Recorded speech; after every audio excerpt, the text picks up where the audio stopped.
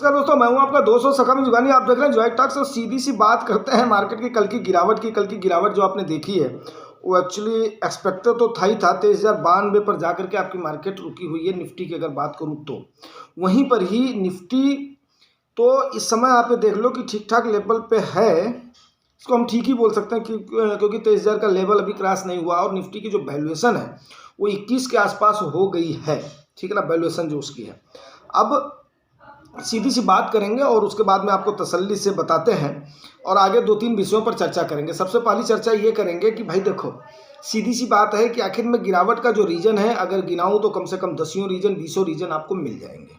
ठीक है, लेकिन मेन बात ये हो रहा है कि सबसे पहले इन्वेस्टर्स ने इस समय करना क्या है उस पर हम बात करेंगे। दूसरा, क्या ये वैश्विक रीजन है या अपना डोमेस्टिक रीजन है या उसके बाद में ये जरूरी भी था, इन सारी चीज़ों पर चर्चा करना बनता है। लेकिन दोस्तों, आगे बढ़ने से पहले मैं एक बात बता दूं कि अभी मैं आ चुका हूं लखनऊ में और उसके बाद मैं शाम को वैसे आ गया था, लेकिन मैं बोला कि चलो ठीक है, आप लोगों से थोड़ा सा तसल्ली से बात करी जाएगी क्योंकि बात करना बनता है। वैसे अभी तामझाम हमने अपना कुछ निकाला नहीं है, तो हो सकता है कि साउंड का थोड़ा सा इफेक्ट पड़े।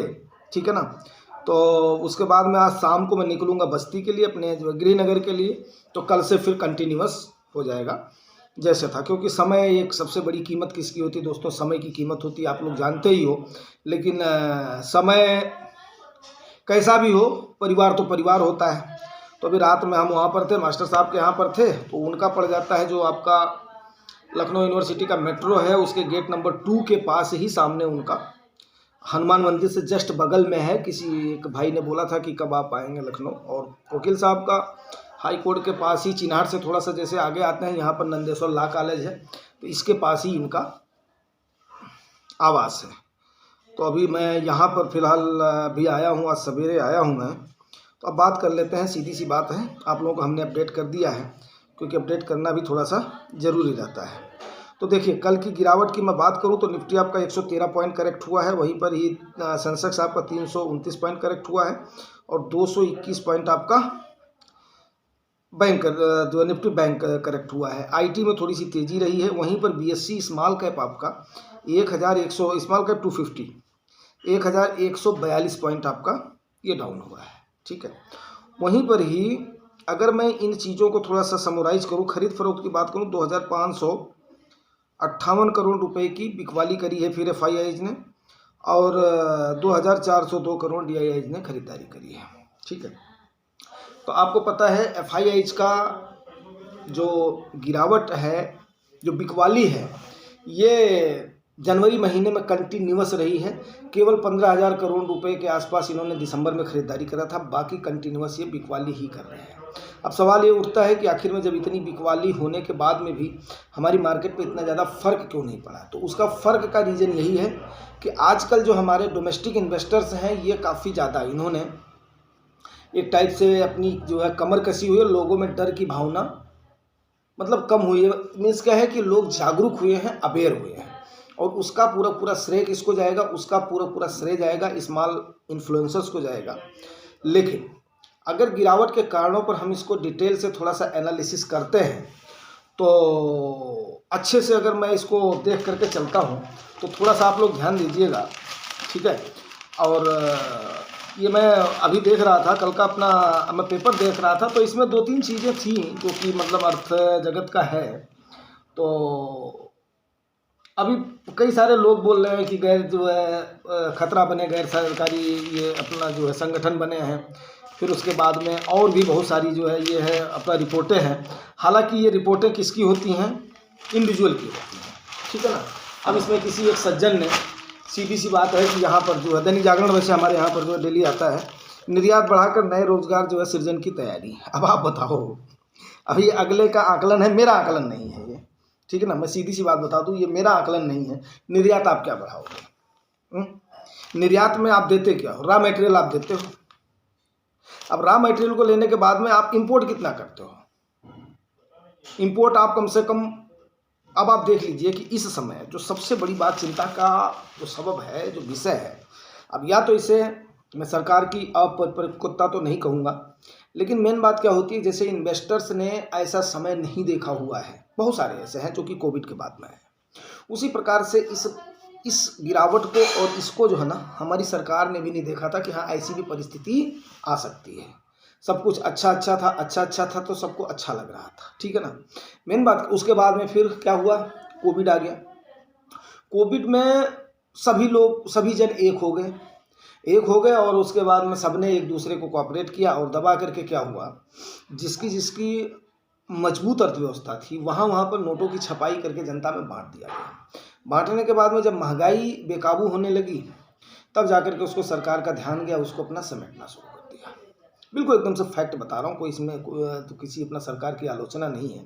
अब ये सभी गवर्नमेंटों ने किया है, मैं ये नहीं बोल रहा हूँ कि हमारी ही सरकार ने किया है, ये आप भी जानते हो सभी गवर्नमेंटों ने किया है। लेकिन मेनली अगर हम इसको फोकस करें तो हमारे यहाँ पर किसका प्रभाव पड़ता है, अमेरिकन मार्केट का प्रभाव पड़ता है। तो अमेरिका ने तो इसको कैसे करके अपने आप को कि ठीक है महंगाई काबू करेंगे, महंगाई के बाद में मेन बात क्या होती है भाई, देखो उनका जो इकोनॉमिक्स है ना, वो इकोनॉमिक्स में मतलब जिसको वो बोलते हैं उनका जो अर्थ का पूरा संचार है वो हमारे से कहीं बहुत ज़्यादा सुदृढ़ है। बात मेरी समझ रहे हैं आप, बहुत ज़्यादा सुदृढ़ है। तो अगर हम उनकी बराबरी करते हैं तो मेरे ख्याल से हमारे लिए बेवकूफ़ी होगी। बेवकूफ़ी इसलिए होगी क्योंकि हमारे यहाँ पर कंज्यूमशन ज़्यादा है, आबादी हमारी ज़्यादा है, उसके लिहाज से हम सशक्त नहीं हैं। तो अगर इसको प्राउड वे में आपको मैं समझाने के लिए एग्जाम्पल से कोशिश करूँ तो मेरे ख्याल से मेरे लिए कोई एक बहुत बड़ा एग्जाम्पल नहीं हो पाएगा। लेकिन आपने जो कैश संकट का देखा है ना, अगर आप थोड़ा सा ध्यान से जाएंगे तो इस समय जो कैश का संकट आ रहा है, कैश का संकट मीन्स क्या है, फॉरेक्स रिजर्व की हमारे पास कमी हो रही है। पहली चीज़ कमी हो रही है मीन्स क्या है कि हमारा खजाना खाली हो रहा है रुपए को रोकने के लिए, पहली चीज़ तो ये हो रही है। दूसरी चीज़ क्या है कि अभी जो सूत्रों से खबर है, बैंकों में कैश की ज़बरदस्त किल्लत पड़ी हुई है।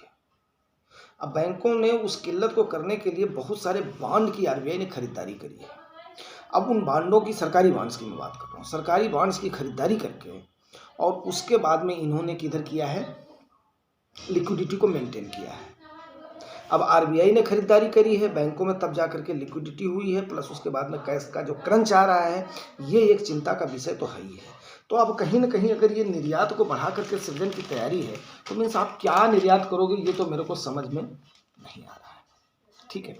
और बहुत दिनों पहले हमने एक चीज़ ये बताया था कि देखो तेल का जो खेल है ये खेल तो चलेगा, तेल का खेल और डॉलर का खेल, दो खेल जो है ना, जब भी अमेरिका को ये ऊपर कभी भी इस टाइप का उसके ऊपर अपना संकट आता है ना, तो दुनिया का ध्यान डाइवर्ट करने के लिए वो सीधी और सिंपल सी बात है, दो जगहों पर खेल करना शुरू कर देती है।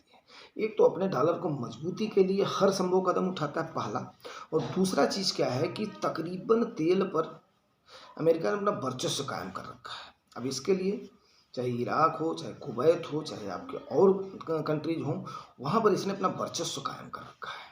अब रसिया के ऊपर दुनिया भर के सैंक्शन लगा दिए हैं, ठीक है। अब एक बात मैं आपको और बोलना चाहूँगा कि देखिए जिस दिन ट्रम्प चाचा की ताजपोशी हुई है उसके दूसरे दिन आप देखिएगा हमारी मार्केट भरभरा करके गिरी है। क्यों?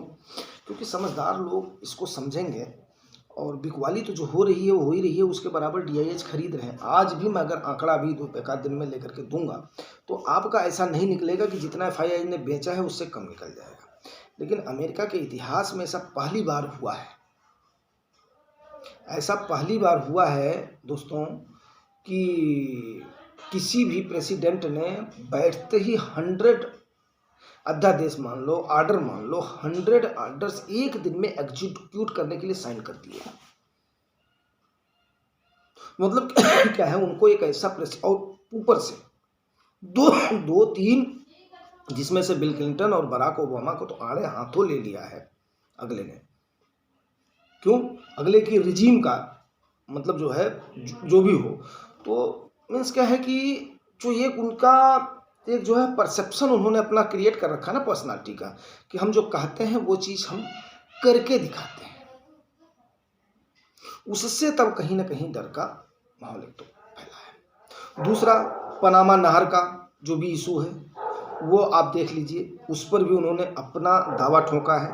तो ये सारी चीज़ें मिला करके जो है ना, ये कुछ ना कुछ एक इंडिकेशन कर रही है कि थोड़ा लंबा खींचेगा। बाकी और कोई जो है ये नहीं, चिंता वाली बात नहीं, थोड़ा सा क्या है लंबा खींच सकता है। लंबा खींच सकता है, मीन्स आपको इंतज़ार करवा सकता है। और यहाँ पर वो इन्वेस्टर जो थोड़ा ऊपर, देखो दोस्तों मैं बड़े आराम से एक चीज़ आपको बता दूँ, रेजिस्टेंस मार्केट में क्यों बनता है, क्योंकि वहाँ पर क्या होता है कि अपर लेवल पर जो लोग खरीदारी कर लिए उनको लगता है कि मैं यहाँ पर फंस गया हूँ, तो वहाँ पर जाते ही क्या करेंगे, बिकवाली करेंगे। अब वहाँ पर बिकवाली होगी तो वहाँ से मार्केट ऊपर नहीं, कोई रेजिस्टेंस वहाँ पर ऐसा नहीं बना हुआ है कि हाँ वहाँ पर कोई लेयर बनी हुई, कोई परत बनी हुई है। सीधा और सिंपल सा आपको मैं देसी लेमैन के जैसे समझाऊँ तो उस रेजिस्टेंस पर क्या होगा कि लोग वहाँ पर बिकवाली करेंगे। अब न्यू बायर्स अगर वहाँ पर खरीदारी करेंगे तो वो टूट जाएगा, नहीं तो उस रेजिस्टेंस से क्या होगा, आपकी मार्केट डाउन हो जाएगी। सपोर्ट वहाँ पर होता है जिन लोगों को लगता है यार इस लेवल पे मैं खरीदारी नहीं कर पाया हूँ, तो वहाँ पर वो लोग खरीदारी करता है। अब डिपेंड करता है कि टाइम कितना लोग दोगे, वो डिपेंड करता है। ये बात आपको बतानी बहुत ही ज़रूरी थी। लेकिन अब यहाँ पर नए इन्वेस्टर्स ने क्या करना है, यार देखो आपको एक बात बताऊं, आज तक मैंने जितने लोगों से बात किया या कोई भी होगा, जब वो इनिशियली आता है ना तो बोलेगा मैं बहुत बड़ा अग्रेसिव इन्वेस्टर हूँ, मेरे पास इतने टाइम का होराइजन है, मेरे पास इतना ये है, मतलब अभी वो हर बात एकदम से आपको ऐसे करेगा कि आप ये कंफ्यूज हो जाओगे कि उसको मैं कितना सजेस्ट क्या करूं। लेकिन जब ऐसा समय आता है, जब मार्केट में उबाऊ का समय आता है, तब यहाँ पर सबका पूरा अग्रेसिव और ये सब हो जाता है। वो सीधे बोल देता है मैं कंजर्वेटिव नहीं तो मॉडरेट हूँ भैया, मैं इतना रिस्क नहीं ले पाऊंगा। प्रॉब्लम यहाँ पर हो जाती है। नहीं तो आपको जब बताया जाता है कि हाँ आप ऐसे ऐसे करो, इसीलिए मैं आप कभी भी देखना कि मैं उसका सजेस्ट उसी हिसाब से करता हूँ कि आदमी को कम से कम यहाँ पर ज़्यादा उसके ना प्रेशर ना पड़े, ठीक है ना। अगली चीज़ जो है इसी का ही, मैं आज का ही है, दैनिक जागरण का पेपर है, इसको उठा करके आप लोग देख लीजिएगा। इसमें निराश निवेशकों का रुख सोने की ओर है, और ये मैंने ऑलरेडी आप लोगों को बता दिया था कि हमेशा डाइवर्सिफाई करना है अपने पोर्टफोलियो को और उधर की तरफ अपना ध्यान बढ़ाना है। तो उम्मीद करता हूँ कि ये सारी चीज़ें आपको समझ में आ गई होंगी, ठीक है ना। और क्यों लोग उसकी तरफ जा रहे हैं, क्योंकि देखो तकरीबन इक्विटी से थोड़ा सा लेस लॉन्ग में ना गोल्ड भी आपको उतना दे ही देता है। लेकिन अब वही है, गोल्ड का ETF लो, गोल्ड का म्यूचुअल फंड लो, उसके बाद में आप जो है कैसे करो, अगर आप लोग कर सकते हो अपने एसेट को डाइवर्सिफाई कर, देखो कहीं ना कहीं तो आपको जैसे जैसे आपके पास धन आएगा तो उसको कहीं ना कहीं एलोकेट तो करना पड़ेगा, बिना एलोकेट करे तो काम चलेगा नहीं। लेकिन अब इक्विटी जो है अभी क्या है, सुस्त तो थोड़ा सा चल ही रही है। और मूडीज का देखिए एक छोटा सा सर्वे है, ये भी आपको बताना है। रुपया दक्षिण पूर्व एशिया की सबसे कमजोर प्रदर्शन करने वाली मुद्रा है। तो मूडीज ने भी इस समय अपने रुपये को काफ़ी हद तक डाउन कर दिया है। और अभी इसमें मैं डिटेल में नहीं जाऊंगा क्योंकि बहुत ज़्यादा हो जाएगा। अब मैं आगे आप लोगों को अभी आज अगर शाम को अपडेट कर पाया तो ठीक है, रात में, नहीं तो कल से फिर प्रॉपर तरीके से अपडेट करने की कोशिश करूंगा। और बातचीत तो अपनी चलती रहेगी, कोई ऐसा तो नहीं है। और फिलहाल ऐसे उम्मीद करता हूँ कि आप लोग ठीक ठाक होंगे, और ठीक है ना। Thank you very much, thank you.